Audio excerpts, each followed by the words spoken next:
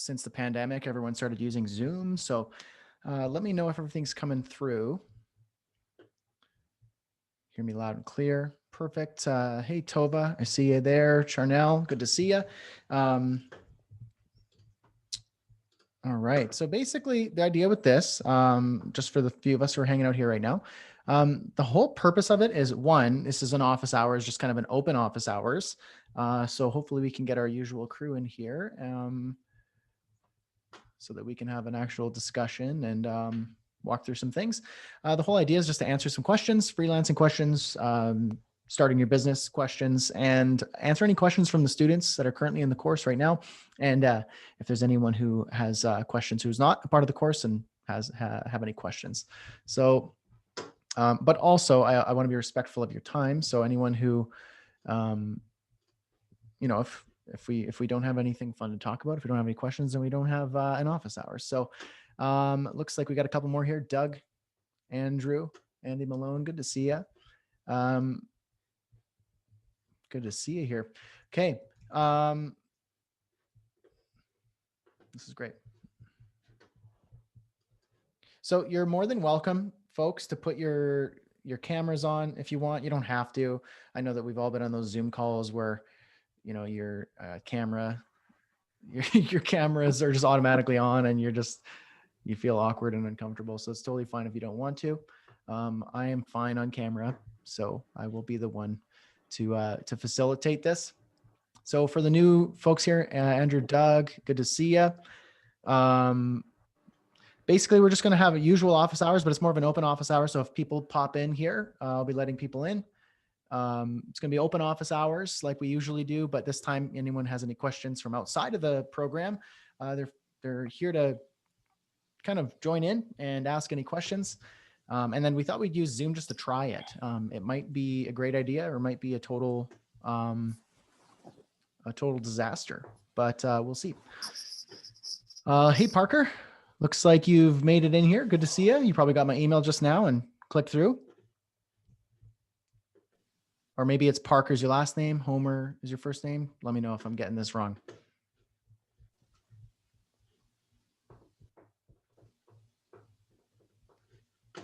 Quiet bunch in here, folks. It's okay. I'm used to talking to myself. All right, so I am going to pull up my Trello board. I usually pull up a Trello board here with the questions, see if there's any questions that are come through in the community lately, in the mastermind, and we'll use that as kind of a backup if no one's got any questions. I go by Anthony. Okay, cool. There's 3 names to choose from. So I just wanted to make sure I got it right. Okay, Anthony. Cool. So Anthony, welcome. Basically, this is just every week I do an office hours with my group. Every week we do an office hours and it's closed to just the members of the mastermind. But what we're doing is opening it up to the public for anyone who wants to jump in and ask any questions, see what goes on inside. And I'll give a little behind the scenes as well of what's in the course and the community and everything like that. So, and you have my ear so I can answer any questions. We got a few people in here already in the program. So if you have any questions or if they want to jump in and answer the questions in the chat, we can do that too. So looks like we got Jordan in here too. Cool. So basically I opened up the course this week for new registrations closing on Friday. And you get a couple $100 off if you join before midnight tonight. So if financial incentive is what you're looking for, that's what I'm offering. Anthony says, do you want us to use voice or just type your questions in here? If you're comfortable, Anthony, feel free to unmute your microphone and ask your question or questions. We're happy to do that. But if you're not comfortable doing that, you could just throw it in the chat as well. And then that goes for everyone. If anyone here has a question, just let me know in the chat if you have a question, or just jump in and ask your question when somebody's done or whatever. So yeah, go ahead, Anthony, if you have any questions. I am open to hear it, my friend. Sure. So I assist my mom with her, she's a doctor in a small town, and I've always had troubles with marketing and getting people to show up either to her site or, you know, just to be patience for her. And because it's such a tiny town, it's Durango, Colorado, which you're from Canada, but it's a tiny little town in the middle of nowhere with 18,000 people. Okay. So then what are you currently doing to get people showing up and to be patient? Well, I've tried a lot of different things. We've tried Facebook and YouTube ads, and we've tried PPC with varying amounts of success, but not too terribly much. If there is, it's like one, two clients show up in the month. So, but not, and of course, she's tried all the other things of like putting in for being in newspapers and things like that, or magazines, with next to no success on that. Okay. So that's what's been tried. Okay. Do you guys have a local chamber of commerce or a business networking international chapter in your town? Yeah, there's Okay. a local business of commerce. Okay. Do Or you chamber of guys, commerce. are you guys members? I don't think she is. Okay. I can double check later. Okay. A couple things just to keep in mind is there's low hanging fruit. Even if you're in a small town, I know I hear that. I'm from a small town. I don't live currently in a small town, but it is a small city. But I know what that's like to be in a small area. And that can work both for and against you. So small towns, people like their own, they like to support their own. But if they don't know you're in business, or if they have no reason to establish a relationship with you, like you've never offered that opportunity and you're not out there in the community establishing relationships, then they're not going to either know about you or they're not going to care. I trust that there are other doctors in Durango. Is that, or competitors? There are a bunch of other doctors. There's none that are specifically her type of doctor. Her direct competition for being an osteopathic doctor had just retired this year. Okay. So then, assuming that there's a whole bunch of people who now were used to having that care don't have it, right? I would assume so. I'm not 100% certain what he's doing, because every time I heard that he retired, then I heard that he got bored of being retired and decided to keep some of his patients on Zoom. So okay. Zoom only, not no in person. Okay. Okay. And with that particular industry, are you guys allowed to take clients online that is not in your town? I believe so. So, because it's a DO is the exact same as an MD. So it's the exact same as a regular doctor, just has some different training added on. Okay. So I believe that would be a possibility. Okay. So then that eradicates the issue of the small town being the problem, which I don't think the small town's a problem. You have the potential, you got 18,000 people, you got a pool of 18,000 people, a percentage of those people, you only need a percentage of those people, a small percentage, to sustain your practice. And so it's a matter of, they don't know who you are. You're not out That's there. True. You're not, that's the thing. So, and that's not their problem. And with, take this respectfully. I'm trying to be respectful. That's your problem. Meaning it's not the responsibility of the population to know who you are. Yes. It's your responsibility to get in front of them. So the first thing that I'm saying is that you're not in front of them. You're not getting yourself in front of them. And the way you do that in a small town, and like I said, I know this because I'm from a small town, is you establish relationships. They care more about relationships. Being a part of the community, establish a presence at the Chamber of Commerce. If there's a Business Networking International, local meetups. If there's no local meetups for entrepreneurs, small business owners, health practitioners in the area, then be the one who creates it. Create the Facebook group, create the Zoom calls, and invite people. And kind of like this, Get people who are um, around a certain subject, invite them to it, and have your practice. I'm just going to mute somebody here. Have your practice present and host a workshop, and on a subject that you're an expert on, that other people would find relevant. So if there is no group like that already, create it and be in front of the population, be in front of the people, and call out the people who need you most. And so you're not there to serve everybody in the population. There are people who you have a practice and you solve a certain set of problems.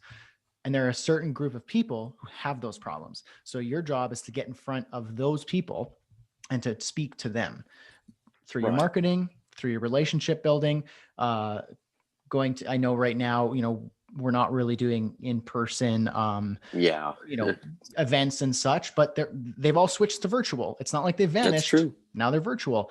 And in a small town, maybe let's say they're a little slower with adopting that. You can be the leading person, or your business or your practice can be the leading authority on setting that up. You set up entrepreneurial meetups. You do a workshop or host something, sponsor something at a chamber of commerce virtual meeting, and then you establish professional connections. Now you're starting to add value, connect, and build relationships with your population, and then they start to see your practice. They want to know more about you, and you make it your problem to get in front of those people, because right now they don't see you. And just simply opening up a shop in a bay in a corporate building and then putting your sign open for business, no one's going to go to it, especially now, because people don't physically go there. So your digital marketing, your Facebook group, you're establishing, workshops, hosting events virtually. It's never been easier, and people adopt it much easier now. So I'd recommend that you start by realizing you need to get in front of those people, and there are low-hanging fruit. So the first place I recommend is your Chamber of Commerce, and start building relationships. Some chats popping up here. Andrew Malone says, I'm an osteopath. Your mother might benefit with contacting health clubs and businesses in healthy living to provide OMT to address sports industries and sport enhancing. Andy, OMT is osteopathic manipulative therapy. So that's perfect. I didn't even realize that in our group here, we have an osteopath. So take that. Alea says, build relationships with people who already have the audience. So who has the audience? The Chamber of Commerce, health clubs, people who run these things in your town or in your state and in your general area. They have the audience. So you get attached to that audience and you say, hey, we would like to host a workshop and we're going to teach this. And then they say, great, yeah, we'll sponsor the event, or we'll host the event virtually. And then you get your people in front of you, just like this. So what I'm doing is I'm hosting an event on Zoom, and I am answering questions, taking questions, providing some guidance and feedback. And then I'm not teaching anything per se in this particular Zoom other than answering questions, but people here who might consider working with me or who might consider joining the course this week, they'll go, hey, I didn't know that this guy knew about this stuff, or I didn't realize that, hey, this product can actually help me with my business or my marketing. I'll consider joining, or I'm in. So you want to get in front of your audience in your town, and you got to connect with those people in your area who already have those relationships, like Chamber of Commerce. Caitlin says, how to find clients who have budgets. Okay, so this is another question. I'm going to get to that one. And Andrew says, not an osteopath, but I play one on TV. I don't know if you're joking. As an osteopath. Joke. Okay. Okay. Cool. Okay. So thank you for the question. Anthony, I appreciate that. If you have any more questions, just throw it in the chat there and then we'll pull you back up. Sound good? Awesome. Thank you very much, Brad. Of course. Yeah. All right. So we got Caitlin has a question, says, how do I find clients who have budgets to afford what I'm worth as a graphic web designer and developer? Cool. So Caitlin, are you comfortable jumping on audio? Sure. Hi, how are you? Good. How are you? I'm good. Awesome. Where are you calling in from? Raleigh, North Carolina. Sweet. Cool. Let me know, give me a little context about your business right now and what's going on and why you feel like you're not being paid what you're worth. So I just kind of got started. I have a few clients, but just finding people, and then I just feel like there's so many people right now in the Facebook world in these groups that expect that they can get like logos and full websites for like a couple $100, and that's not going to be a sustainable business model. Nope. Especially for someone who has over 15 years experience. So I'm wondering kind of how you navigate around that. Cool. That's great. Do you currently have clients? I have a couple, yeah. Okay. And are they bad paying clients as well? There's a range. There's like the first guy who like gave me a chance. And then I have like one client, I have two clients that are kind of where I'd like to go, if not higher. But I had a conversation with someone over the weekend, and basically they wanted to pay half of what I wanted to charge for a whole thing, like start, logo, all of the branding collateral, and a full website. And she called it a small project. And I was like, right. Oh. Okay. And what sort of services do you provide, and what do you currently charge, or what are you currently forced to be charged? So I can kind of do like soup to nuts, like start with the branding, make a logo, the whole like, fonts, colors, all of that. And I'm like 60% of the way through your course of learning how to code, but I also know how to do WordPress sites. Cool. So I can do a full website. And so what I've been trying to charge for that whole thing is like $3,000. Okay. And I have two people doing that, but then the other two are like 1,000 and under. So then this woman, she only wanted to pay at least 1,500 for the whole thing. And that was kind of hard to kind of stick to my guns and say, like, I really can't, afford to take on another client at that rate. Yep. Okay. And how do you currently get your clients? It's been trying to just like comment on Facebooks, and then two of them are like family friends. So we're still kind of in that zone of like, I haven't branched out around, I'm in a bunch of the Facebook groups and I comment, but only one of those has kind of worked out into like a project I took on. Okay, cool. Okay, another question. What is kind of and if you don't have an answer to this, that's okay. This goes for everybody as well. So you're just unfortunately on the spot. Everyone else can have time to think about this. What is your zone of genius? Specifically, where do you feel like you shine most when it comes to your skills and your talents and your abilities and the solutions you provide? Where are you like, like, I like this stuff, but I'm really good at this stuff and I'm killer at this? Like, is there a particular zone of genius that you have? Not really. I worked at a magazine for 5 years. And so I just kind of left and started to do this full time, just like 3 months ago. So I'm trying to kind of get out there and kind of take on different things to see if I kind of get to that, like what I love to do. I mean, I really enjoy, last night I had a meeting with one of my clients, and just the project organization of what we need to get, what she needs to provide to me, and what we need to do to like make it all come to fruition. It's like it's the design, but it's also the like things that a startup isn't necessarily going to know that they need. Yeah. Okay, cool. So you're providing clarity and insight and direction when it comes to their branding and marketing, right? Yes. Okay, yes. Cool. So that's really valuable. And is there a particular industry group, niche or niche that interests you? Like, is there like kind of a group or a category industry type of business? Not yet. Like I said, I feel like I'm too new to have narrowed it down that much yet. Okay. Of your current clients, which ones are more fun to work with, easier to work with, or pay better? And if you don't have the data on that yet, that's okay. I don't. Yeah, I don't really. We're kind of still all like mid-project on all four of them. Okay. So. Yep. Okay. Lots of questions. I'll try and give you a little bit of direction here. The problem that everybody has when it comes to the bad clients, the low paying clients, the penny pinching clients, the ones who don't see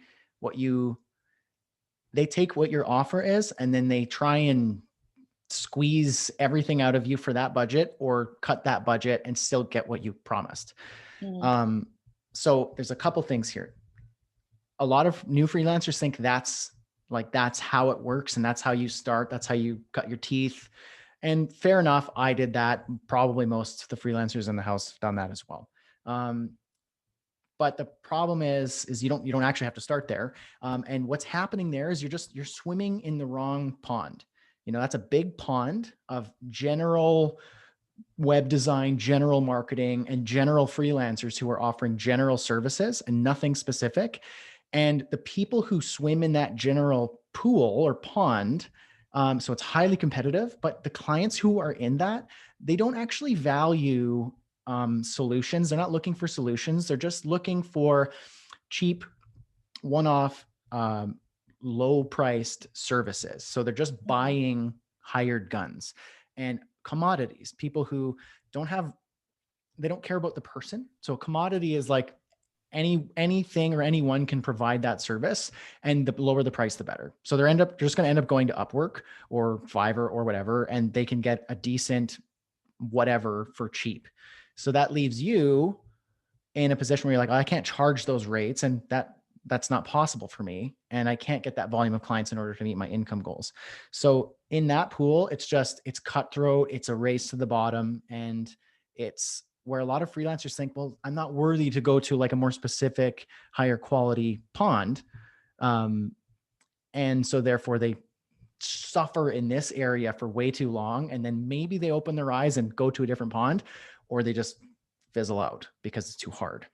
Right. So the whole idea here is what you're offering is solutions to problems. You're not selling your skills. So stop thinking that you're selling skills. You're not selling graphic design services. You're not selling branding services. You're not selling code, because people can buy that for $10 on Upwork and probably pretty decent versions. What you're selling is a solution to a problem. And the more difficult the problem, the more specific the problem, the more valuable the solution. And also you need to think about, who is it for? So I'm not saying right away, come up with this crazy hyper niche with a very specific problem that you've not tested or validated and say, that's my business. It's a process, but it's about thinking through this kind of phrase. I like to use this phrase. It's I help, or we help, if you like to position yourself as a company rather than an individual, it doesn't matter. I help this group of people solve this problem by doing this. So that formula is your way of starting to get the wheels turning on who you're for, what you solve, and how you do it. And that takes you out of that big general pond of just generic everything and makes you more specific. A lot of people think, well, if I niche down, then I'm going to limit my options. And the answer to that is, you're right. You are limiting your options, but tell me, how is the alternative working out? Is it working out so great for you that you don't want to cut off the potential? Because all you're getting there in that big general pond is bad clients who don't value your solutions, because you're not selling solutions, you're selling skills, and they don't value it. So why not, if that's not working, let's just try a totally new game. So who are you for? What problem do you solve? And how do you solve it? So that would be something like, I help. Let's use like I help. Now I'm going to go general here, because it might be a little bit more easy for people to grasp. Sometimes it's hard to think really specific. So actually I'm going to use, I think, where are you? I hope he's still here. I have a student who's in the group. Oh, I think he popped out. Anyway, he helps outdoor businesses. So he's a web designer. He makes websites. Like probably everyone here, web designers, making websites, designing stuff, making stuff, building stuff. General category of marketing. But who cares, right? So Doug is his name. I don't think he's here right now. He just popped out. He's a student of ours. He's starting to finally break into this process of, I help outdoor enthusiasts or outdoor businesses. So that's like, outfitters, outdoor businesses, hiking shops, hunting stores, things like that. Get in front of their ideal clients through smart marketing, something like that. So he's a web designer. He builds websites, WordPress websites, but he used to sell that to everybody and nobody bought because he was just selling WordPress skills that I can buy for cheap on Upwork. But as soon as he said, I help outdoor businesses get in front of their ideal customers with smart online marketing, then they go, outdoor businesses go, wait a minute, that's me. Or he knows who to go to. He knows what events to go to, what Facebook groups to post in, what questions to answer. He knows what blog posts to write, what videos to create, what tutorials, what workshops, who to talk to in the Chamber of Commerce. He knows his group, and there's enough of them. And it doesn't have to be specifically to your town. You're global now, but you can't serve everybody. So you got to pick somebody. And they want to get into the front of their ideal customers online with smart digital marketing. Because now everybody's online. The people who weren't savvy with it, they're left in the dust and they're shutting their doors, unfortunately. But what we can do as marketers and designers and developers and coders and builders is solve that problem for them. It's a really painful and very expensive, detrimental problem, a neck bleed problem, as some might say, where you can solve that problem. You can't solve it by saying, I make websites. It's, I help you get your ideal customers online with smart digital marketing. And then they go, how in the hell do you do that? Because I need it. Mm-hmm. Then you get them through the process. And now they have a problem that you can solve. You can talk to them. You have an introductory breakthrough call. You have a road mapping session and you walk through your process and say, here's the problem that you have. I can solve it. Would you like me to help you do that? And they're going to say, yes. How can we get started? And you go, all right, here's the process. We're going to start here. I need, here's the investment, but my goal is to take this and get you online so you can keep your business, so you can increase your business or whatever the problem, the pain point you're solving. And then they will say, well, okay, they'll understand the value of that. So they'll pay, is it $2,000 to keep my business doors open? Is it $5,000? Is it a monthly payment of $1,000 for 12 months? Is it a $50,000 contract? What is it? Because depending on the business and the level of pain and how good you are at communicating that you can solve the problem, they'll buy it. And it's ethical because now you have an anchor on my objective is to keep that business open by doing what it is that I promised, or to get them more customers online by doing what I promised.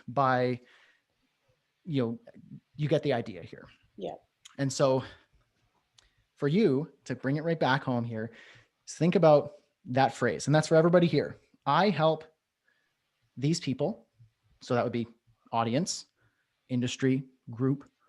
It can be very specific, or it can be, the more broad it is, the bigger the pool. And it's hard to stand out in a big pool. I keep saying pool, but I mean pond. You want to be in a small pond. You want to be a big fish in a small pond, not the small fish in a big pond. Okay. So what you want to do is say, I help these people solve this problem by doing this. That's going to reflect in your marketing. That's going to reflect in your bio on your social media. It's going to reflect on your website. It's going to reflect in your content. It's going to reflect in your conversations. Okay. And yeah, you are going to limit people. But the problem is right now you don't have enough clients who are paying you enough money. And so you're not getting the right people because you're not solving a problem. You're selling hours and skills that can be bought for cheap elsewhere, but you're good. And you want to be able to help people. You just need to know who it's for, what problem it is, how you're going to solve it. Does that make sense? Yes, it does. Thank you. Yes, of course. Of course. So I appreciate the question. And if you have any more questions about that, just throw it in the chat there and we'll pull you back up. Thank you. Cheers. Okay. Let's see here. Kwani says, this is valuable. Thank you for this live AMA. Oh, I'm glad to have you here. Just want to say hi to everyone who's been jumping in throughout the call. We're just doing live kind of AMA. Just ask me anything about freelancing, marketing, business, how to get clients, pricing, things like that. I see we got Steven. I think hopefully I pronounced your name right there, Steven. Cool. And we got Sean, good to see you. Joseph, Tova, John, Monique, good to see some familiar faces and new faces. So yeah, we're answering some questions about freelancing, marketing, things like that. If you have any questions about the course, I'm totally transparent here. I am in the smack dab in the middle of a open registration period for my new updated for 2021 coaching program for freelancers. If you want to, learn about marketing, sales, pricing, the whole kit and caboodle, the kitchen sink, it's in the program. I'm doing this so that I can clarify any questions and to give you some extra value so that you might consider joining us, or in the very least have something to walk away from and tie it back to this call and go, that was valuable. And maybe you'll join us in the future or send us somebody your way. So send somebody my way. You get the idea here. Okay. Steven, trying to get back in the game. I want to keep catering to US Canada clients. Cool. Doug's got to pop off. Okay. No worries. Tova says, I got the same issue as Caitlin. People do not value understand design. Yes. So Tova, great. And that's totally kind of like what I was saying to Anthony earlier. People, it's not the audience's problem, your target market's problem to know about you. It's not their responsibility. It's your responsibility to let them know. And so the same thing goes for communicating the value. So no one cares about design. No one cares about coding. No one cares about writing. No one cares about insert any service or skill here. Nobody cares. But as soon as you create a combination of your abilities, talents, zone of genius, your interests, that circle overlapped with the circle of your market, that's a market of people who you care about. It could be outdoor businesses. It could be holistic nutrition. It could be doctors. It could be high-level executives. It could be church groups.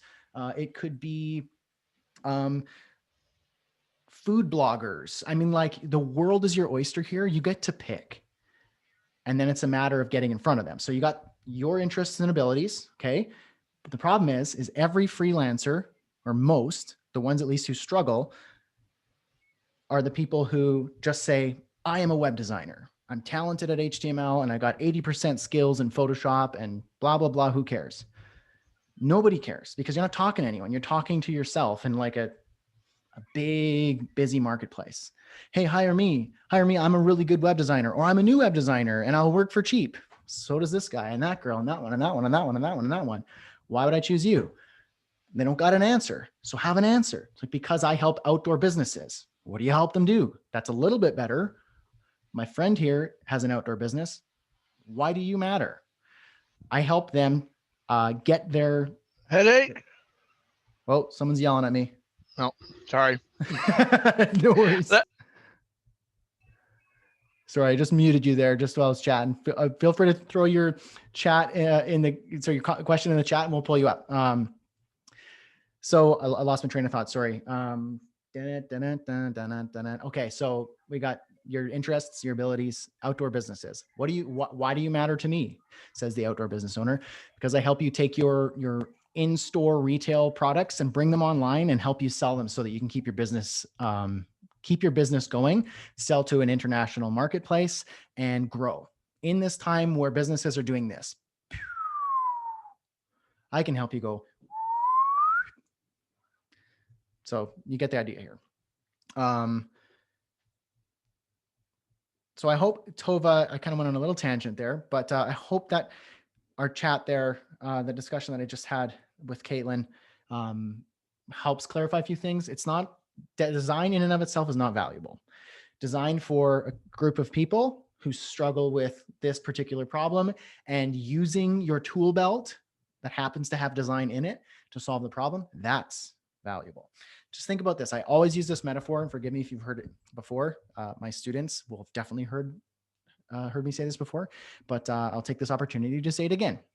It's when you want somebody to build your fence, and I always point to my fence because it's a nice fence and it's a newish fence. It's probably a couple years old now, but when we're looking for people to build our fence, you go, our old fence is rickety, 30 years old when we bought an older house, falling apart, holes, animals are coming in. We got deer coming in. We got people's dogs coming in, rabbits, and then we got young kids playing in the back. I don't want a deer being chased by a dog or chasing a rabbit and then coming across my kid. I want the animals to stay out and I want the kids to stay in. And it's windy here. So I want it to be sturdy, a little bit higher to keep some privacy and to keep the wind out of the backyard as well and the prying neighbor's eyes. So that's my problem. Okay. And my need. I need that. And I know that they're not cheap, but I know that there are different prices. The person who comes to me and says, all right, I'll build your fence. I got a great saw stop. Makita is my favorite line of tools. I'm really, really good with a hammer. I use these types of tools here. My air compressors come in and I got a great truck to carry all the tools. What do you say? And I'm 80% effective and efficient with my table saw. What do you say? I literally don't care. And I don't trust you. And why are you 80% effective and not 100% effective? And what's a saw stop? I don't care. Somebody comes along and goes, so it looks like you need a fence. Current one's pretty rickety, and you want to keep the animals out and the kids in. Got it. So that we understand here on the same page. We'll build you a fence. We'll keep the kids in, the animals out. It's going to look amazing. It's going to complement your house. So it increases the property value. So that's a bonus. We live in a pretty windy town, so we'll make sure that all the posts are sturdy and stable. Everything's just so and plumb. And it's going to be kind of the talk of the neighborhood. People are going to want your fence. And so I'm hoping that maybe you'll refer them to me. How's that sound? And I go, yep, that sounds about right. What are my options? I go, okay, we can do natural, we could do cedar, we could do a hardwood. That's going to be expensive, but that's going to skyrocket your value, and then you go, okay, I want this one. I want this one. Or how can we make this one work? Totally different. Okay. Someone who's selling their tools is like a crazy person. If you were say, I want to build a house and someone says like, I got a big truck full of tools and I'm 80% efficient. Did you see my website with pictures? I'm like, I don't want you to come back to my house ever again. That's what your potential clients are thinking when you sell them your skills. Or you attract the really bad client who goes, yeah, tell me more about your skills and how cheap can I suck it out of there? So you're getting bad clients. Okay. So let's keep that in mind. I know those are really weird examples, and they maybe made you a little uncomfortable, but I did that on purpose because that's what you're doing to your clients. Okay. Let's see more conversations coming in here. Oh, we got a lot of people in here. It's awesome. Tova says, is there any way to successfully market a freelance business without keeping on top of social media, or is that a must? Social media is simply an extension of your surface level branding and marketing. You don't need to be like an influencer on social media or even need it at all. Okay. You get to the point with social, that's one direction to go. It's a long game. If you're trying to build an established influential following on social media, that's a long game that most don't even need to touch. I personally don't like social media, but I do use it as an extension of my marketing. But where I actually get my clients is by building relationships directly with them, serving my current clients really well so that they are evangelists for my services and products, and they tell other people. And they go, I heard you on that podcast, or a client of yours, they booked you for a day doing this and they loved it and I need that. How do we get started? That's how I get clients, establishing authority within an area. So I could just be like, hey, I teach general marketing stuff, or I do web design stuff. But when you choose a group of people and you solve a particular problem and then you choose that area, you have like a blast radius. So it's like, I choose this group of people and this is who my business lives to serve, but then other people want it. And then people who aren't your target audience will go, can I get in on the action? Okay. So you don't need to keep on top of social media. In fact, it just makes you look like every other business owner who's not doing well on social media, and your lack of engagement speaks volumes and makes people think that you're not very wanted. Whereas when you find your target audience, you directly go straight to the point. You find your people, you talk to those people, you establish relationships, you find a way to add value to them by answering questions, by providing value, by hosting a workshop, by teaching something, by offering something, by straight up establishing a relationship and offering to solve a problem.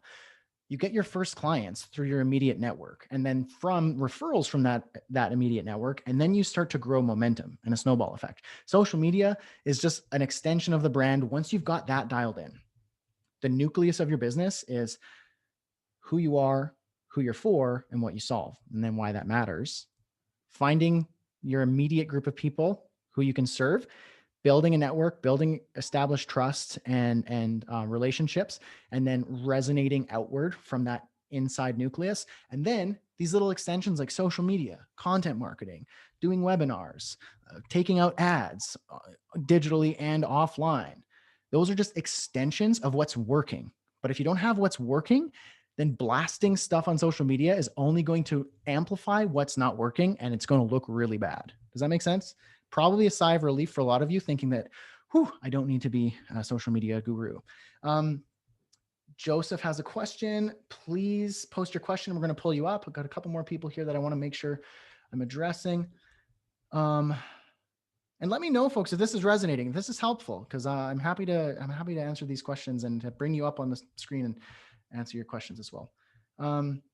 Joseph has a two-part question. As a disabled person, okay, please post. Please post. Zoom has a question here. I'm a 21-year-old designer learning web design development. Should I work in-house at an agency, gain experience, expertise, or go straight into freelancing? Do both.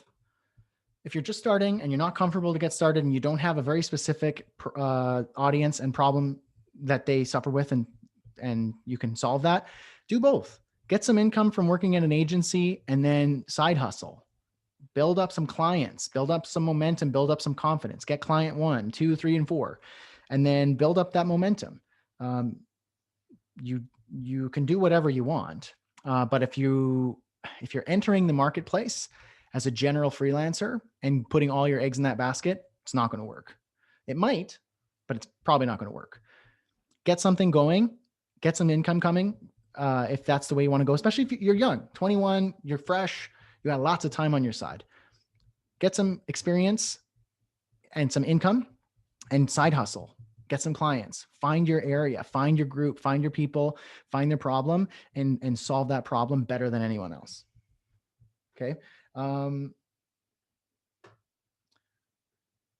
Okay. Two-part question from Joseph, and then Kwani's got a question. Okay.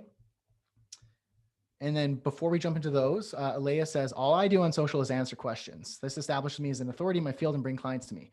Yes. So just answer questions on social media. Use social media, Facebook, Twitter, like in your groups. If you're in a Facebook group for like your audience, this is why it's important to know your audience, because you can join those groups on Facebook and there's hundreds, thousands of them. Get in the groups, answer people's questions, find out what they're struggling with. Hey, I'm in the outdoor industry and I have a business, COVID happened, things are bad. I need to set up a website. Can somebody help me get started with what host I should choose, or what's my first step? There's gonna be a lot of people, believe me, who say, hire me. I'll do it for cheap. I'll do it for cheap. That's the big pond, general freelancers offering unvaluable skills. Be the one who actually stands out by just solving their problem there and on the spot. I get clients this way. Alea gets clients this way, answering questions and just standing out and going, okay, sounds like this is what you want to do. So I recorded a quick video for you. Use loom.com. It's a great way to quickly record videos and answer questions and provide value to their problem and solve the problem. So here's a perfect example really quick. And then I'm going to get to Joseph's question. I'm in a group. I pay to be in this group. It's a mastermind type group. So I take my own advice. I'm in groups of people that I probably would be a good fit for. And I'm not there to just, beg for clients. I'm there to add value. And then they will see me as the person to go to. Here's how it works. Somebody posted, hey, I'm starting, I'm a speaker and a best-selling author. And I'm trying to set up my first online course so I can sell my expertise from my book as a complimentary product. I need help getting this started. Is anyone here can, get me started on the right foot? I'll pay for the right person. Like a barrage of people hammering him with hire me, please me, begging, virtually, digitally getting on their knees, begging for work. Do you think that person is like, oh yeah, I want to hire all of you. This is so nice. How great. How confident am I in your abilities? Even if some of them were really good. So I jumped in and go, hey man, I hope that you found somebody remarkable to solve this problem for you. If not, I shot a really quick video. It's about 5 minutes walking through what you got to do. I walked through use Teachable. You can use these other tools, but I use Teachable. I love Teachable, and it's gonna be the best tool for the job. Here's how you set things up. Here's what you're going to need. And I gave him kind of a step by step, getting that started, solving his problem on the spot. 5 minutes. And then ended with, like I said, if you found somebody remarkable, I hope that you found somebody remarkable. So I'm setting the expectation in his head that he deserves somebody remarkable, because he does. And chances are he has not found somebody remarkable, because everybody is unremarkably trying to beg for work. And then he immediately sent me a message and said, can you help me with this? Yep, let's jump on a 15-minute call. And we jumped on a 15-minute call, showed him how I can help. And then he booked me for a day for my day rate of $1,500. So one day solved this problem, $1,500, boop, just like that, by answering a question. Totally different approach. Okay. You guys can do that too. That's like, the person didn't know me from anyone. He doesn't go, oh, it's Brad Hussey. He's the guy with the courses or this many followers. Like, he didn't know me from Joe next door. Okay. Hired me within 24 hours of me answering his question in a group that I pay to be there. Okay. All right. So Kwani, I'm going to get to your question as well, but Joseph, I promise to answer your question. Okay. Monique says giver's gain. Exactly. Okay, Joseph, this question is how to approach clients knowing that I don't have a specific solving problem because I'm working on extensions for developers to speed up workflows using React and yada, yada, yada. At 37, everyone treats me like a child. Should I stick to freelancing versus agency due to the fact that I can't get an agency to look at me with no experience? Okay, it's more of a loaded question. Sorry. Loaded question. Give me a little context here, Joseph. Okay. I'm self-taught 5 years. Okay. I actually started with your courses, ironically. Awesome. Thank you. Both your 30-day courses, I've done them both. And a few other courses along the years. And everyone looks at me and they're like, what, my age, they're wanting people that are younger than me, that are fresh out of college and whatnot. And they assume that because I have no experience viable, that my idea is like I'm building extensions for other developers to help project setup, to where you're not running around doing create React app all the time. Yeah. And so these agencies are looking at me and they're saying, well, you're a bit older, what kind of experience do you have? When I explain what I'm bringing to the table, not my skills, you can read my resume and see my skills, whatever. Here's my portfolio, whatever. This is what I'm bringing. This is what I'm offering. I don't care about the money. I don't care about any of that. What I care about is what you're doing and how I can help you get to where you need to be. That's the way I pitch it to them, is what I can do to help you, not what you can do to help me. Yeah. Well, they look at me and they assume that I have a limited knowledge. Like, I'm working for a company right now currently, and the owner assumes that I am the god of Bootstrap, even though I don't care for Bootstrap. I prefer Material UI. And he assumes that because he knows a little more than me, or thinks he does. He probably does, but he's in his position where he thinks that he is better than thou. And I'm seriously thinking of going back to freelancing versus agency due to this little tete-a-tete I'm having with this guy. Mm-hmm. Suggestion, please, because I mean, at my age, it's like I don't have time for these kiddie games. It's really aggravating. Okay. Good question. Thank you for it. Sorry.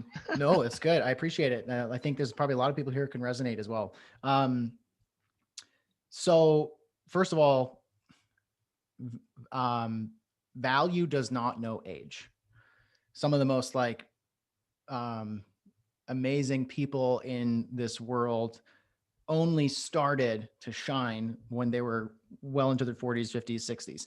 So value doesn't know age. And in fact, a lot of the time, younger people, they have the confidence because they got time on their side. They don't have that pressure of, ooh, time's ticking down. I have expectations of where I should be in life. They're not there yet. So they have this kind of like lackadaisical confidence that, they've got time on their side. So confidence is a little bit higher, where someone who's more experienced or more wise, I'll put it that way,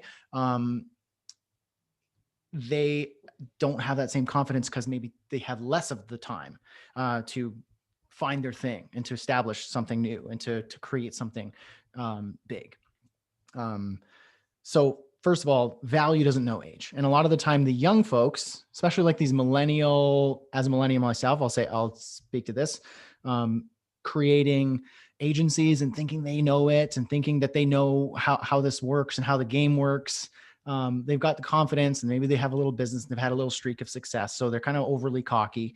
And then they look down on people who don't fit their idea of who they want on their team. You don't need to be on their team. In fact, you probably don't even want to be on their team. Sorry to interrupt, but you bring up a great point with that, because that's exactly what's happening, is that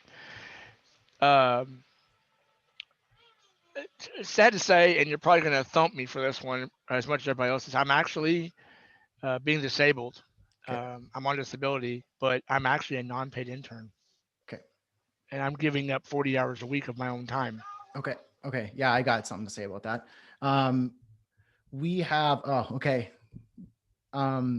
You're giving 40 hours to somebody who doesn't value it. Or maybe they value a little bit of it, but they see you as replaceable. And maybe they see you as a nuisance, but they can't say that because they don't want to be offensive or whatever, right? So that's not a good situation. It's not a healthy situation. It's not good for your mojo. It's not good for your confidence. And it's not a healthy relationship. Giving 40 hours of time, if you spent 2 weeks, so you're saying you're giving 40 hours of your time. If I said to everybody, stop everything you're doing, if we had the ability to just pause everything, stop work, stop what you're doing, stop a project, stop everything, and dedicate 40 hours of time, starting on Monday, start the clock every day for 2 weeks, so 80 hours, dedicate 80 hours to something, I guarantee you're going to be light years beyond what you thought possible in 2 weeks of time. But what we do is we start every day new at this place that doesn't value what we're offering. And then we wonder where all that time went and what to show for it, other than maybe a wage, or in this case, nothing but frustration. If you're giving somebody that much of your time, if you even shaved off 10% of that, 4 hours a week, and you dedicated that, so like an hour every single day or 4 hours once a week, like a really small amount of time to something specific and focused, you're going to make progress. So you got to keep that in mind. Now, when it comes to age, Caitlin says here, and Alea's coming to the rescue here. Alea is 2 months from 39. Alea's crushing it. And probably 5 years ago, wouldn't know that where she is right now was possible. Caitlin says, same age here. It's why I don't want to reduce my rates, because I'm here to freelance. I'm so glad you feel the same. Okay. So, and we have people in the group in our course who are well beyond their 40s and 50s and 60s as well, who are starting a new career, starting a new path, and figuring it out. To speak to the disability, we have somebody in the group who's deaf, so he can't hear. And so we close caption everything so that he and any other person who's deaf can experience it. And it's taken him a long time to break down that identity of, okay, I'm disabled, I'm deaf, I'm seen a certain way, looked at a certain way, and experienced a certain way. So he's got these like parts that he feels are working against him. So breaking that down, starting to realize the value that he has to offer that actually comes from his disability. So he thought, this is the thing that's holding me back. It's actually the thing that gives you an advantage over everybody else. So in this gentleman's example, who's deaf, he finally is starting to realize that he has authority and experience in the deaf niche. People who are deaf, people who are business owners who are deaf, but specifically what he's finally landing on is there are people who want to learn ASL, American Sign Language. Parents with kids who are deaf, caretakers, schools. He actually lives in Los Angeles, so actors who are doing roles where they actually have to learn sign. And he's starting to realize that this is his niche. He is fluent in ASL. He's deaf. And so he's starting to teach people, and he's doing one-on-one tutorship and teaching and Zoom calls finally now. And he can create a product around teaching ASL. He can create a service. He can create a course. He can create a myriad of different offerings that teach his audience and solve the problem that they suffer with. I can't do that. So I don't know ASL. And even if I learned it and I was super good at it, I'd be like, hey, I'm Brad. I'm totally not deaf. I could hear perfectly fine. But I know ASL. That might be enough for some people. But then if Harold comes along and goes and actually signs it, and this closed captions come up, says, hey, I'm Harold. I've been deaf my whole life. I haven't heard a thing. He's really funny too. And says, I can teach you ASL because I know it in my bones. And I teach people, this is what I do.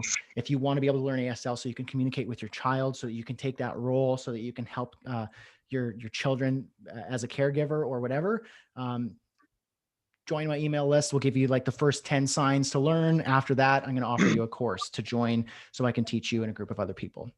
Sell that for $500. Now he's off to the races. So Harold is like a shining example of how disability does not have to hold you back. In fact, it can be the very thing that lifts you up, and it should be, because we're taught that the disability is a bad thing. It's an inability to do something, when rather we could switch that script entirely and see it as an extra ability to do something extraordinary and remarkable. So if you want to let it define you as a bad thing, then you're going to get bad results. If you want to let it define you as a good thing, or something that you can serve other people who suffer with something similar or a similar experience, that can be a totally different story. I recommend thinking about how you can, as I mentioned at the top of the call, find who are your people. So I help these people solve this problem by doing this. You don't need permission to get started with that. You don't need permission to develop that statement and to think about how you can do it. Dedicate 5 hours a week to working on that idea, validating it, and figuring out how you can offer products, services, and solutions in that area. I guarantee you that in 4 weeks from now, if you actually do that in a focused way, you're going to see something that's possible that you never thought possible before. You're a software developer. You create apps and tools and software. You can create these things and package those. You can sell your software. You can create a mini software as a service company. You can start small and you don't need permission. And it could be specific. You don't need some millennial who's on their high horse saying, hey, what are you, like an older person who, like, yeah, we'll work, you can work for free.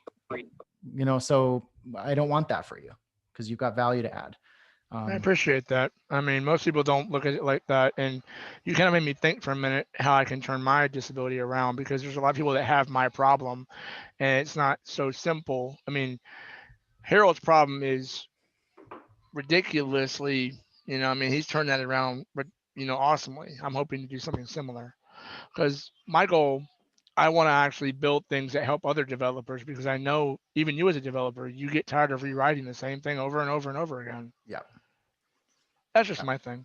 Yeah, no, you've got value. You don't need permission to get started. You've got an experience and talents in an area that other people don't. And so there are people who suffer with problems that you can solve. So if you combine your talents, your software knowledge, your desire to help automate repetitive stuff, and your talents in that area with the group of people that you can help, and then they have a specific problem and you can solve it. The more you layer those things on, the more you're creating the smaller pond where you're the big fish. And you don't need permission to get started with that. And what I say to people is, they'll say like, oh, but what if it doesn't work? They're like, well, what's what you doing right now? Is it working? So what are you afraid of? Throw all that away and start fresh the right way. Okay. Because if it's really working and you're afraid to niche down or like try this idea, then okay, let what's working work, and then try this on the side until it gains momentum to overtake what's currently happening. But almost every single time, the people who say, I'm afraid to do that niche down, to be specific, to call out that group, because what if it doesn't work? I'm like, okay, well, is what's happening right now working? No. So scrap it, man, and move forward with the right direction. And if it doesn't work, then who cares? You didn't work before. Now just try again. You don't get one shot. Okay. You get to have as many shots as it takes to land it. Okay. And you got to practice. So that's what I got to say about that. And you can turn your story, your experience, your abilities, your zone of genius, combine that with a group of people you care about and the problems they have, and then solve it. And that could be a product, a service, a software, a tool, a course, a workshop, widgets. It could be a number of things, consulting, like it doesn't matter. You solve a problem and there's a way to deliver that and fulfill that solution. Can I just say something, Brad? Yeah. This is Monique. Hey, Monique.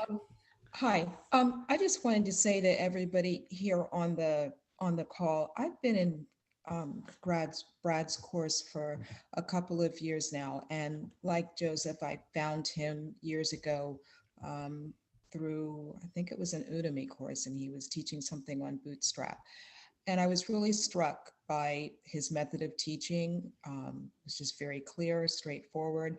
And when I saw that he was doing other things, I thought, well, let me just see what he's doing. And one of the beautiful things that I found about his course is that when I leave the group, I don't feel like I'm alone.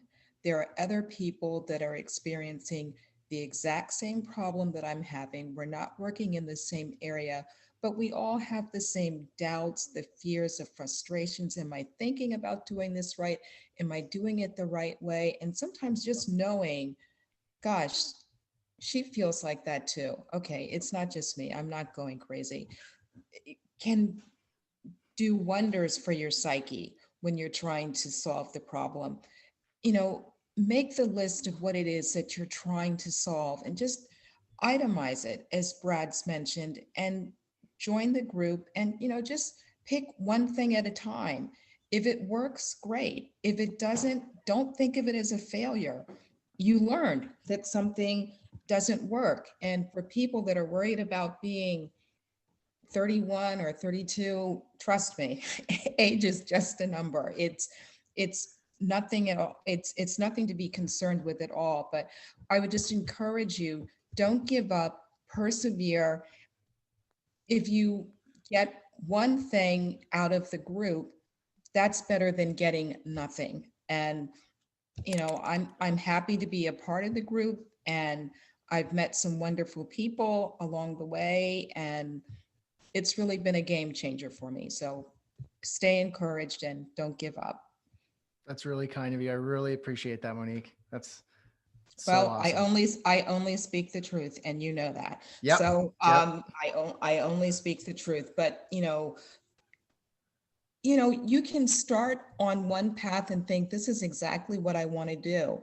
And, I think one of the modules that I went through early on, where Brad wanted us to go through and figure out what our worth was. And when I put this stuff in and saw what I was charging, what I should be charging, I thought, gosh, am I dumber than I thought? Well, no, I'm not. I'm kind of recognized in my field. What am I doing wrong? Yeah. And then I realized, instead of being so broad, let me just try and narrow it down a little more so that I'm just working on one particular aspect of my field. And I did that, and that made all the difference. 3 new contracts changed just from niching down. Wow. So I wouldn't have learned that if I hadn't been in the group and started discussing some of the problems and hearing what other people were going through. And that gave me some ideas. And to Alea's point about, she said she's on social media all the time, and all she's doing is answering questions. Well, you can get that can give you ideas of, gosh, everybody's asking about this all the time. Yeah. Maybe I should, Joseph, write some software that handles that problem, or somebody else, write a blog post or make an e-course that deals with something like that. So that can work as well. That's all. I'll shut my mouth now. No, that's so great. I really appreciate it. So how do you join the group exactly? I'm coming in a little late. I do No worries. apologize. Yeah, no, don't apologize. Monique, thank you. That actually makes sense because that's kind of where I'm at right now, where I keep hitting what a lot of us designers call tutorial hell, Yes, where ma'am. you keep going through different things and you Huh? keep failing at them, it seems. But you're right, they're not failures, they're just stepping blocks. No, I never look at something that doesn't work as a failure. I look at it as a learning opportunity, and that's why people gain experience, because they've made all those failures. I'm sure Brad has done a number of things that he's like, gosh, this didn't work, this didn't work, this didn't work, but this did work. And that's why when you're in the group, he can say, don't charge that. That's not going to work. And I'm going to tell you it doesn't work. And I can tell you from experience that it doesn't work. That has nothing to do with age. That has everything to do with trying, persevering, realizing that it didn't work. And instead of seeing it as a failure, looking at it and saying, okay, this didn't work the way I wanted to, but what can I learn from it? And you take that experience to the next activity that you seek to solve. I completely agree with that. And that's my issue right there. Right, what you're talking about is that whenever I go to do a project for somebody, I tend to undercut myself in trying to get that project. And I end up charging way less for a job that costs way more. And that's where I kind of like thump myself and go, okay, I undercut myself, but I got the job, but now what? You know, does that make any sense at all? Yeah. Oh, yeah, it does. That's one of the things that, as I said, Brad taught that very early on. And I thought, oh, he's just saying it. He's just saying it. But, the game changer for me was when he said, and, I have a family. And I thought, wait a second. He's saying this because this is a real life situation for him. Okay, let me go back and look at this a little more and really think about that. And that made the difference. That's so great. Yeah, that's great questions, Joseph. And I really appreciate you answering those, Monique. It's current student experience can speak to this way better than I could. I know how to sell my stuff and how to, explain the benefits and the features. But when you have an actual student who goes through it and goes like, I didn't believe you, but then I tried and then, yep, you were right. That's like speaks volumes over what I could say. So I really appreciate that, Monique. It wasn't a matter of not believing. I just thought it just can't be. Yeah. I never thought, true. Yeah. right. I thought, no. But, yeah. When you had to sit down and go through those numbers, that was painful. Yeah. But it's a good exercise. Yeah. It's very helpful, Yeah. Oh, that's so, yeah. And that's awesome. So to give this a little context, I know, Joseph, you had a question like, okay, well, how do I join this thing? So I know there's a few people who joined us a little bit later in the call. That's okay. I'm recording this. I'll shoot over a replay of this so you guys can listen to the conversation in the car or whatever, on the phone or whatever you want to do. A lot of really good questions in here and hopefully good answers. So basically what I'm going to do, and I also see there was a question there that I want to answer earlier. Kwani had a question. So I see that question, Kwani, and I will answer. But to give context and to also be respectful of people's time, I'm going to wrap in about 5 minutes here, just so I could take a lunch and you guys can too, or take a break. We're talking about the launch course here. So it's my coaching program for freelancers, service professionals, people who want to get clients, build their business, leveraging the power of the internet, but being authentic and working with people that you care about, solving problems, and making money, earning a living, doing something you actually care about, not giving your time away to a boss or any of that sort of stuff. Creating an authentic business that you're really excited about, that's sustainable, and it allows you to do great work based on who you are and who you want to serve. So the way that we do that is I put a link there in the chat. So freelancingfreedom.com/p/launch course. There's a link there. So you're not hearing a mouthful of words, but I'll show you real quick here. I'll give you what it looks like. Let me just switch my screen really quick. The doors, we're opening registration for the week, closing down on Friday until the end of today. So Tuesday at midnight. So 12 more hours, a little less. I'm giving you a couple $100 off as an incentive, if that will help. You join the course, you do the work, you dedicate some time to it. You're going to get a client, and you're going to get more clients, and you're going to raise your rate, and you're going to generate more income, and you're going to get more clear on your offer, and you're going to get more clear on your services and more clear on your audience. And you're going to build momentum over time. And that's going to compound. And that's what it's for. And it's not here for you just to like take another course and throw it on a shelf. It's so that you can get clients, get fully booked, get better clients, get fully booked with better clients, and start developing services and products and leverage so that you can have more than one income stream doing really good work. And everybody here has that ability to do that. You're here on a Zoom call from somewhere in the world. You have internet. You have a person, an experience, a story. You have desires, goals, and a group of people that you care about. You might need help finding that and then uncovering what the problem is and how to solve it. Everybody here has that ability. Okay. I'm not some magic crazy person who's figured it all out. I've done it by trial and error over a period of time, and I've seen patterns, and I'm good at teaching it. And we've got people in the group as proof that I can teach it, and that you can do it. I'm just enabling you to do it. So here's the course. I'm going to share the page. It's in the link. Click that link there. Share my screen. See if, okay, so this is the group. I'll show you the group in a sec. So this is the course itself. We call it Launch, just for short. And we've got 12 modules of lessons. That's the core teaching.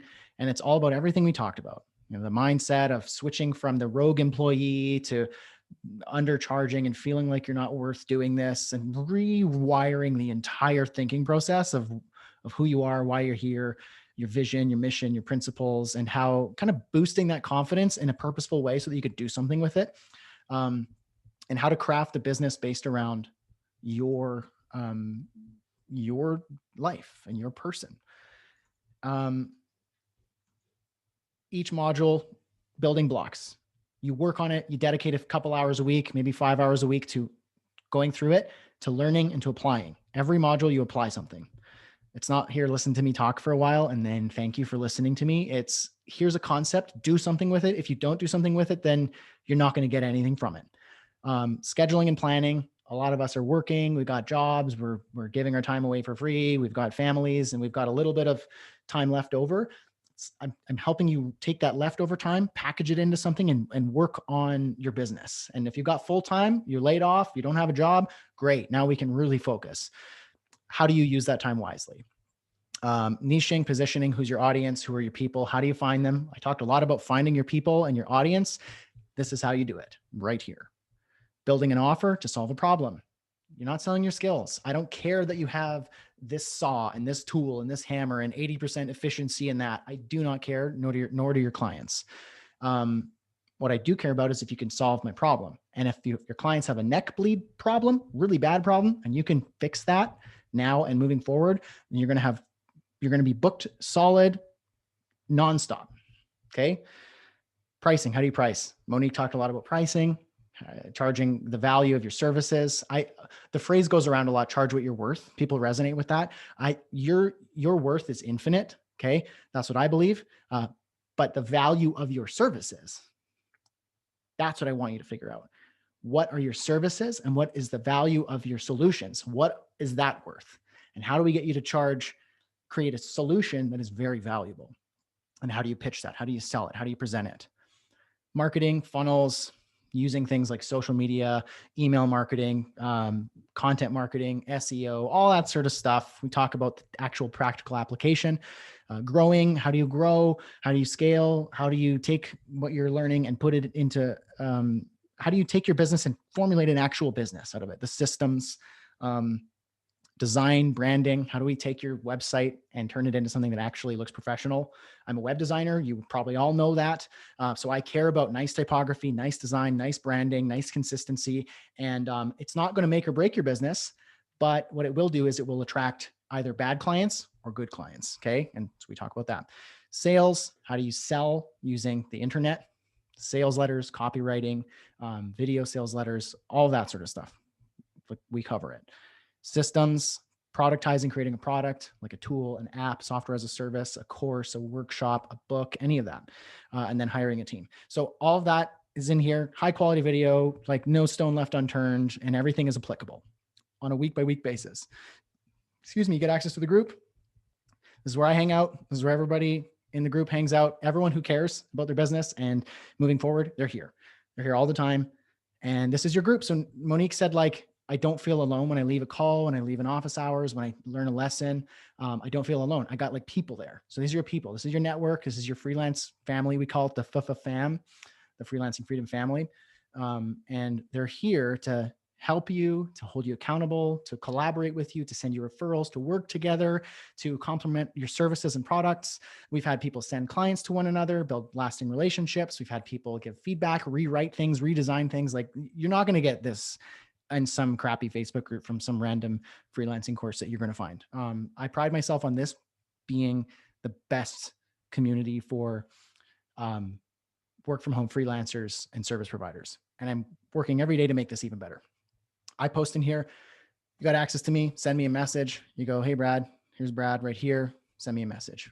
I'm not going to like close that opportunity off to you. I'm right here. We can talk. Alea's in there. Monique's in there. All these people who are in the course going through this journey, they're here, and it's active every single day.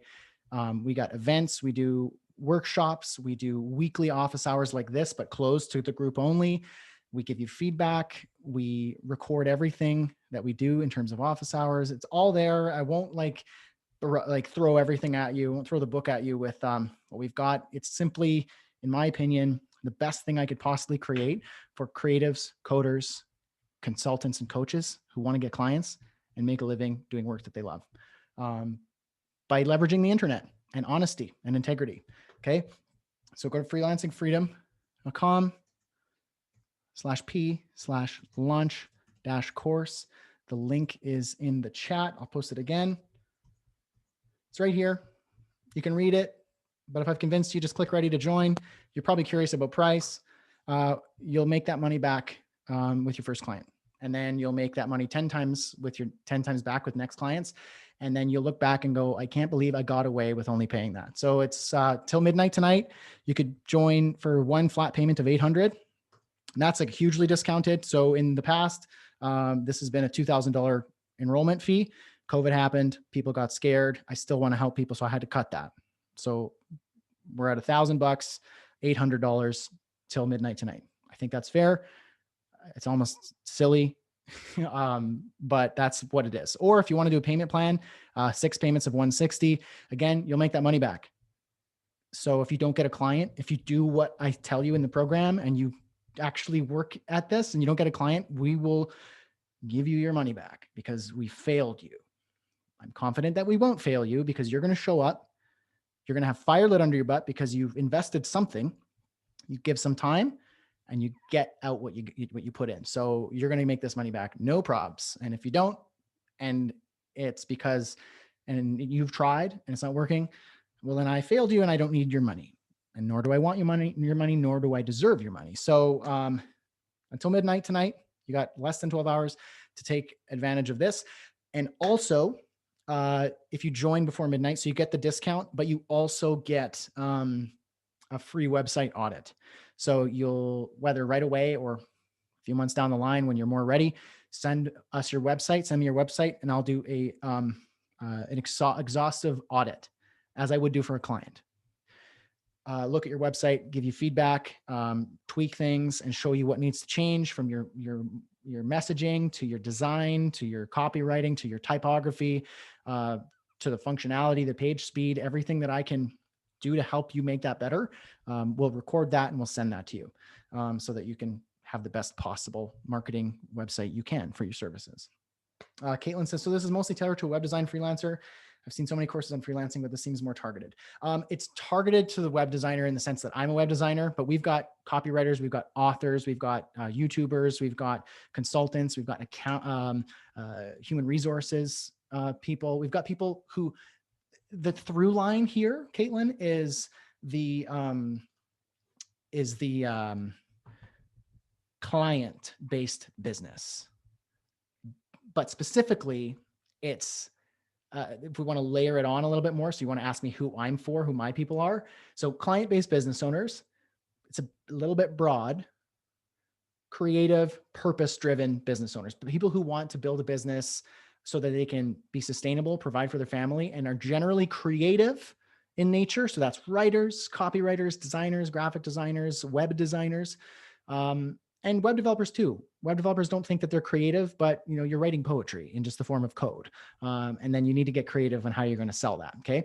And you want to work for yourself. So the through line, client-based business owners who are typically creative in nature, want to have a purposeful business to provide for their families. And they want to do it from home, leveraging the internet, selling products, services, or programs based on what they care about, solving problems that they care to solve. That's the whole purpose here. But yes, we've got a lot of web designers, developers, coders, writers in the group, and you would most certainly love it.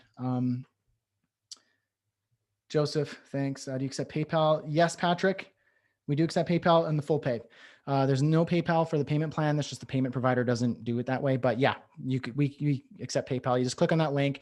You can do Apple Pay, Google Pay, credit card, PayPal, American Express, a number of other payment providers as well. So it's pretty flexible. Joseph, thanks. I got to hop off because you're getting off the bus. Go see the kids. Hope to see you in the program. If you have any questions, just shout. Monique says, Caitlin, I'm a consultant. I solve problems for clients in my niche. That's great. And then Kwani says, Alea, Monique, can you share your business info with us? Do you have any UX product designers? Yes. Yep. We've got a couple UX designers, and yes, we've got a product designer as well, who is also a web developer and designer, but he is designing actually a new software as a service right now in public in the group and sharing the process. And yep, absolutely. Yep. For sure, Kwani. Great question. And I know you had a question earlier, so maybe I'll just quickly go to it and then I'll let you guys go. Might be a stupid question, but I'd love to know your perspective on how you define what a complex design problem is. Context, I'm currently torn between going freelance full-time or going back to corporate. I've seen that phrase in a job description as I'm currently applying for employment. And when I see that, I tend to think what I've probably previously done before is not complex enough to qualify. So then I back out. How should us designers accept what a complex design problem is? Is that on us or the client? I would just need complex. It's just scary verbiage to scare away people so they don't have so many applicants. Designers solve problems. A designer who just designs pretty things is not a designer. Okay, that'll be an artist, but even artists can solve problems in really interesting ways. But designers, in the context of like a corporate business or an agency, they solve problems. This thing, that was a design issue that was solved by a designer. The software, that's a design issue that was solved by, the reason why this is a tool that everybody uses is because the designers. Websites, experiences, Zoom, the reason why people latched onto Zoom and not say Skype or other things was a design problem. And then that design problem needed to be built, and then programmers built it. But they needed people to see the vision and to have a designer design the whole process. So if you want to go the corporate way, then for sure, but I have no authority or expertise in that area. So I couldn't ethically give you feedback on how to be a good employee. I've been an employee for 1 year and I've worked for myself ever since. So if you want to know how to get clients and be remarkable and solve your own complex problems and define what your business looks like, then that's what this program is about.